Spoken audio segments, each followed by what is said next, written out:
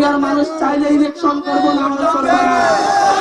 MP, জামাত, NCP, গণ অধিকার এবং অন্য যত দল আছে যারাই হাতিয়াতে বসবাস করে সকলকে বলতেছি ঐক্যবদ্ধ হন, একসাথে মিলে যাই, এই দ্বিপাকে আমরা বাঁচাবো ইনশাআল্লাহ। আমরা ভূমিদস্যু থেকে বাঁচাবো ইনশাআল্লাহ, জনদস্যু থেকে বাঁচাবো ইনশাআল্লাহ, নদী ভাঙ্গন থেকে বাঁচাবো ইনশাআল্লাহ। আমরা বলছি ব্যাকে আইন হাতিয়াকে বদলাই। কি বলছি? ব্যাকে আইন হাতিয়াকে বদলাই, ব্যাকে আইন হাতিয়ারে বদলাই। হাতিয়ারে যদি বদলাতে হয় সবাই ঐক্যবদ্ধ হতে হবে, হাত মুষ্টি করে দেখেন সবাই ঐক্যবদ্ধ হবেন ইনশাআল্লাহ, ইনশাআল্লাহ। হাতিয়াকে বাঁচাতে হইলে দলে দলে লড়াই করা যাবে না, মারামারি করা যাবে না।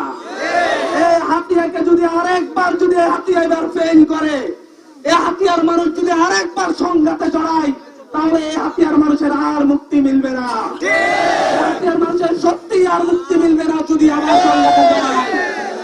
আমরা বলছি ব্যাকে মিলে আমরা হাতিয়ার করবো ইনশাআল্লাহ।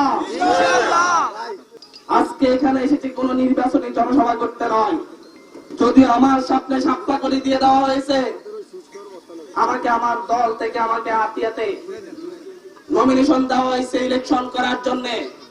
কিন্তু আমি আজকে এখানে হাতিয়ার সামনে এসেছি, আমি হাতিয়ার জন্য 1 বছর অনেক কিছু করার চেষ্টা করেছি। আমি ইলেকশন করব কিনা আমি জানি না, হাতিয়ার মানুষ চাইলে ইলেকশন করব না আমরা করব না। আমরা কোন দলের বিরুদ্ধে নয়, দল মত নির্বিশেষে সবাইকে মিলে হাতিয়াকে করতে চাই।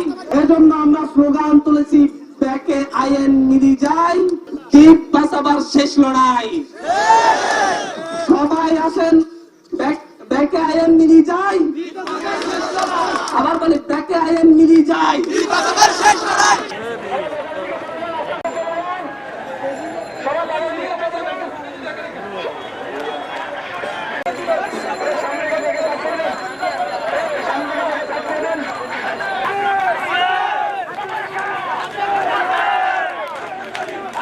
Ada.